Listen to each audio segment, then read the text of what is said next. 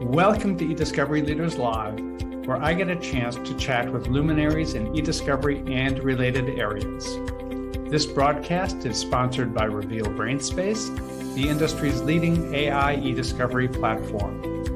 Don't forget to subscribe to watch me, George Socha, weekly with leaders in eDiscovery. Thank you for tuning in.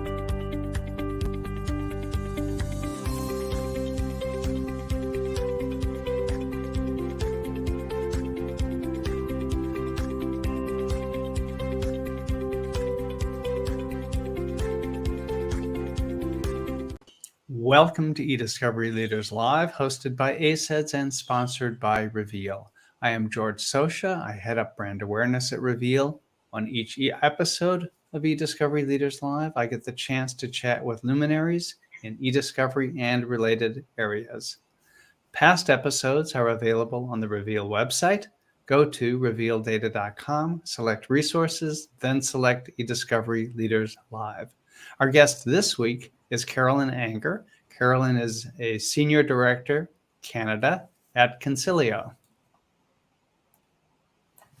Welcome. Hi, George. Glad to have you here. Thank you for having me. I'm looking forward to it. I would like for us to start, as I so often do, with you sharing for our audience how it is you came to be in the world of eDiscovery. Well, I have to say I love these stories, hearing about how people get into the industry. They're all so different. And one thing I think that is the same for many of us is that we sort of got into this industry through a need or through happenstance that, was new to us. So for me, back in the late 90s, I was in school studying at UBC out in Vancouver, and I had a part-time job working at a financial services company, managing their networks, providing support, and continued to do that and moved on from there after I finished school into a full-time role at a consulting company out in Vancouver that serviced law firms. And one of the law firms had a request. They had a summation database that they needed set up, and then they needed a scanner installed. It was an IP matter. So that project was handed to me to figure out. I had no idea what any of that stuff was at the time. And that's how I kind of got introduced to it. And at the time, I was not really sure. I had studied creative writing in school, but was, making money working in IT. So, wasn't really sure what I wanted to do. Liked doing the IT stuff. It kind of came natural to me. I'm I think a natural problem solver. And as I got more and more exposure to this summation database and the sort of unique problems around scanning paper and managing a database, I got more interested in that and decided that that might be the way that I wanted to go. Fast forward a couple of years, I left Vancouver, moved back to Ontario, where I'm from originally, and I wound up working at Gowlings in the Ottawa office in their help desk as the person who was managing the summation databases for them. So I did that for a couple of years and was working with service providers, one of them, which was Commonwealth Legal, who is now Rico eDiscovery. So I sort of kind of I wouldn't say harassed, but I went after them and was vehement that they would hire me. There weren't a lot of places that you could sort of go to focus on lit support at that time. So I had several interviews with them. And finally, they hired me as I think I was a project coordinator, and spent a couple of years there and then moved on to a small shop on the West Coast called Searchlight, which is sort of like the grandfather of eDiscovery or lit support software in Canada. I think they were the first ones, and wound up working on a very large criminal matter in Toronto for them. I worked on it for 2 years, one file every day. It was intense. We had a preliminary inquiry. We had a review, box review, paper review, like 3,000 or 4,000 boxes of paper. It was insane. The volume of paper that was on that project, lots of electronic documents as well. But that was a really interesting opportunity for me because while it wasn't really e-discovery, it was more paper-based, but just the volume of it and the organization that we did within the database to help council find things was really impressive. Went through a preliminary inquiry that lasted, I think, like 60 or 70 days. So everything was just massive on that file. And then I saw an opportunity at Stikeman Elliott and went to interview there. And that was in 2008. So I started working there, which was great timing because in terms of the world of e-discovery, in 2010, the rules of civil procedure in Ontario changed to incorporate proportionality, discovery plans, and more, more related to e-discovery and exchanging of documents in electronic format. And while I was at Stikeman, I was supporting the litigation group and also the competition group, so was exposed to SIRS, which were a new thing for me at the time. That's a supplementary information request. There can also be a Section 11, which is another kind of investigation by the Competition Bureau in Canada. Those files are massive normally. They don't have to be, but they often sort of rival the size of what you might see in the US. They move really quickly. You've got sort of 60 or 90 days to respond. And so, working with service providers on those to maximize the use of technology to help us get through, the volume of documents that we had to get through was a really interesting time for me because of my background in IT. I was very comfortable trying new tools and trying new processes. So during my 10 years at Stikeman, I was exposed to a lot of different kinds of tools. And early on in the process, I want to give a shout out to Chuck Rothman, who I worked with in, I think, 2010 when he was at H&A Forensics. Chuck had built this e-examine tool, which was a great tool built, for the Canadian market, and worked with him on a matter where we used conceptual clustering sort of in a kind of what we would now refer to as a continuous active learning workflow. But it was back then, it was a little more simplified where we just sort of iteratively reviewed these conceptual clusters of documents to try and get through a massive amount of data that we had. And then from there, it was, we got into using a 10x, and then it was relativity, Clearwell, and now we have more modern tools, Brainspace, NextLP, machine learning tools out there. So it was a great experience for me there because I had the ability to try all these different tools and really hone my skills managing, large matters like investigations and SIRS, which are one of my areas of expertise now. So two questions. One, a really quick one. Is there anybody in e-discovery in Canada who doesn't know Chuck Rothman? I highly doubt it. Yeah, he seems to me to be such a major presence there. He absolutely is. And he is so smart and good at what he does. He's also just a pleasure to work with. And then a second, more mundane, I guess, question. You'd mentioned proportionality and the incorporation of that into your rules in 2010.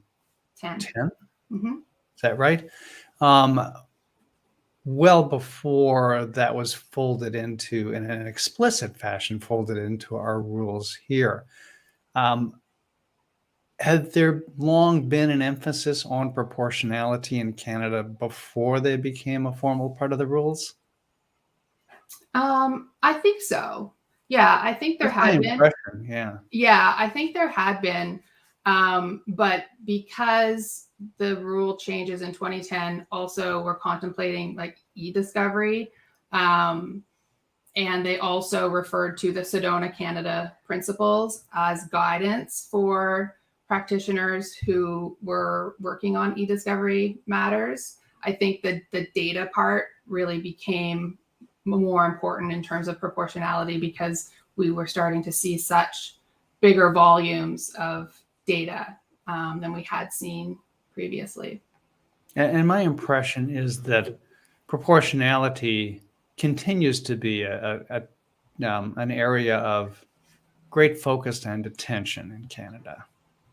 Absolutely. Yeah.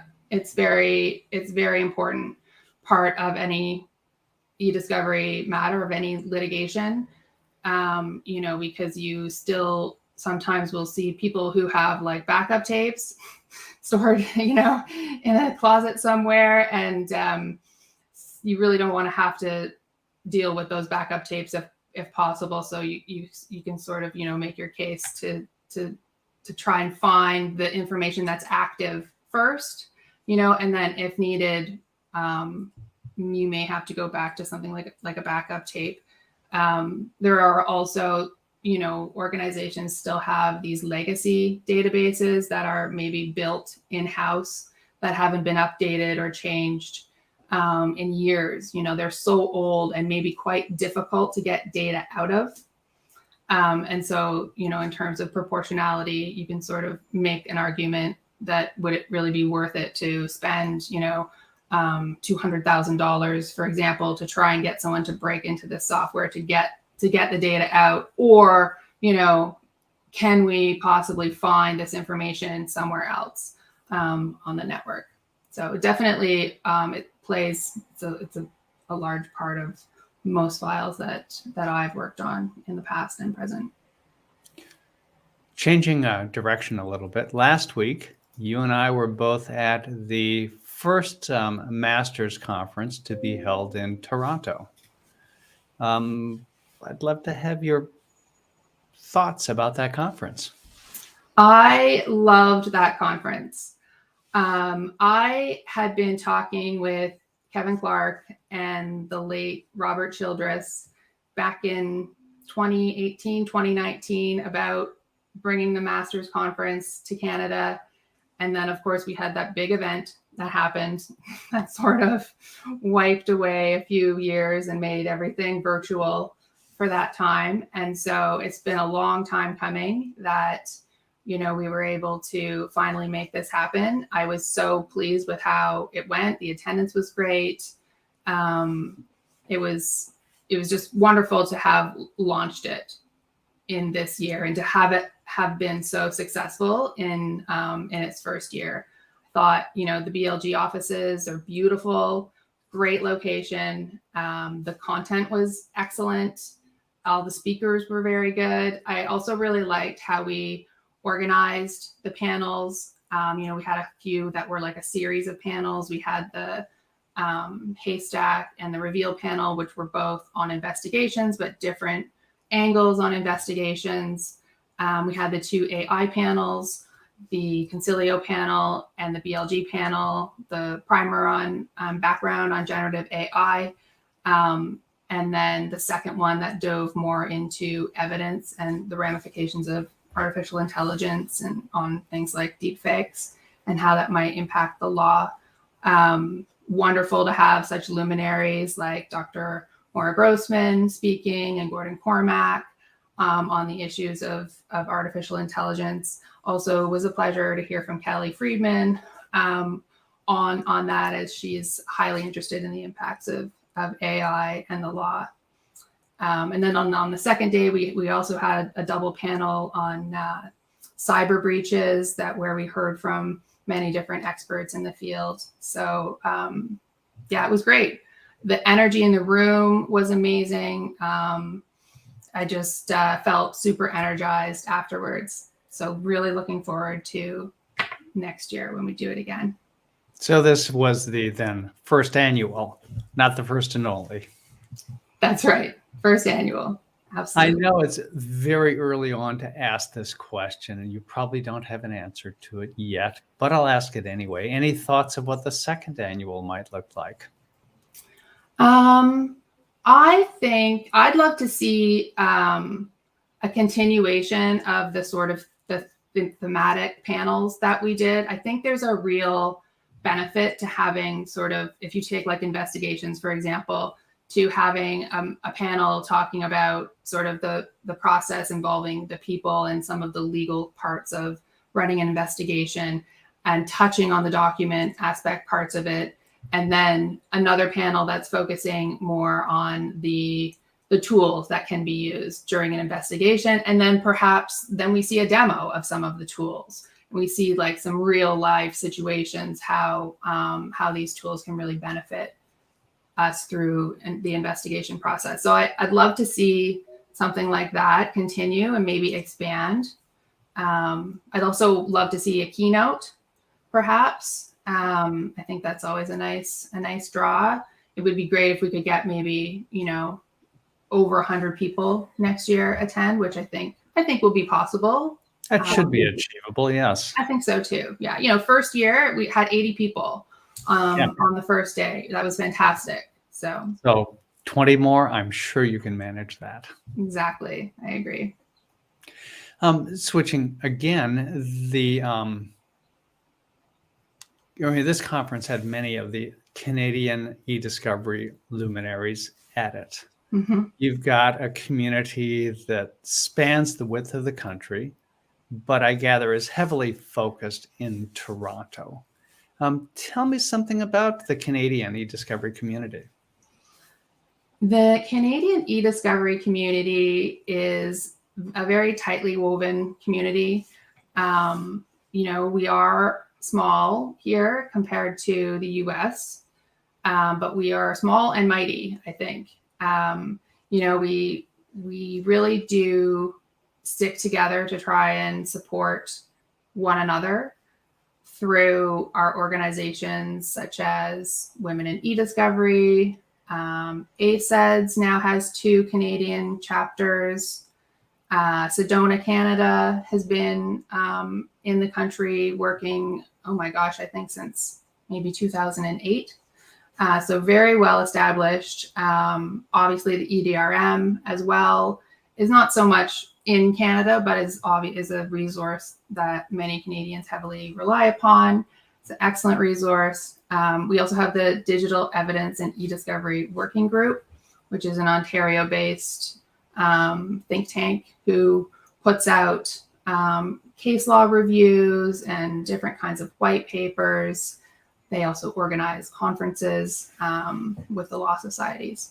So lots of opportunity for people to network with like-minded others and to learn from them and to grow from them as well. I try to really help bring like newer people into the fold and mentor so that they, if they want to start maybe speaking on panels or just getting involved in different organizations, I really like to support that. I think it's important that we continue to bring new people to the forefront so that they can shine, so that we can hear from them. I think sometimes we end up hearing from the same people a lot, and not that those people don't have good things to say. They definitely do. But I do think, opening up the floor and encouraging other people to come in and share their thoughts is a great way to continue to build the community. The bulk of the Canadian e-discovery community is, I think, you mentioned in Toronto, right? We are the center of the universe, George. There you go. And all of my friends on the West Coast will snicker when I say that. But so how do the folks in Vancouver and Calgary and Ottawa, how do they become part of this e-discovery community as well? Well, fortunately, because we have a lot of virtual events that are open to anyone. So anyone can join. And I'm talking about ACEDS because I'm part of the ACEDS Toronto chapter.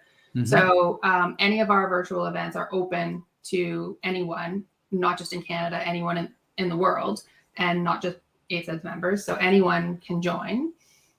We often, the ACEDS Toronto chapter will often collaborate on events with the Vancouver chapter, so that, you know, we're sort of coming together to present, you know, different points of view, and also to encourage the audiences of both of our chapters to, you know, to network together. So there's lots of opportunity for that. You know, it's a big country in terms of scale, right? So we would love to have people from Vancouver attend the Masters Conference next year. That would be wonderful. There are lots of other ways we stay connected with ACEDS. There's a group of us who also put together a salary survey on the Canadian market, e-discovery in the Canadian market compensation survey. So that should be coming out any day now. And that's a bit of a labor of love between the Toronto chapter and the Vancouver chapter. And then likewise in Toronto, the ACEDS chapter and the Women in E-Discovery chapter in Toronto, we try to do events together, more social in-person events together, since we're all kind of, you know, overlapping in terms of some of the members of our groups. So that's one of the sort of, you know, challenges with having such a small market. You know, if you have too many events, the events aren't necessarily well attended. So we try to be thoughtful in terms of, you know, the events that we put together, so that they're inclusive of as many people as possible. Yeah. For someone who is involved in e-discovery in Canada and wants to be a part of one or more of these groups, or wants to be involved in e-discovery in Canada and wants to be part of one or more of these groups, what do they do? Well, if they're listening to this broadcast right now, they can definitely send me a note. And I'm happy to chat with them and help point them in the right direction, whether that be ACEDS as a start, or Women in E-Discovery, Sedona, Canada as well, sort of depending on where they are at in their e-discovery journey. The ACEDS community also has a mentorship program that is really great for new people coming into the industry.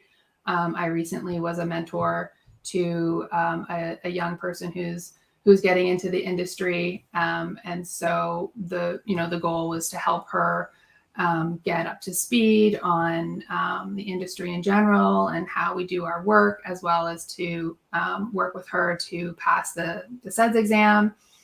We also have a number of resources to help people pass the exam. We have study groups along with the various resources on the ACEDS website.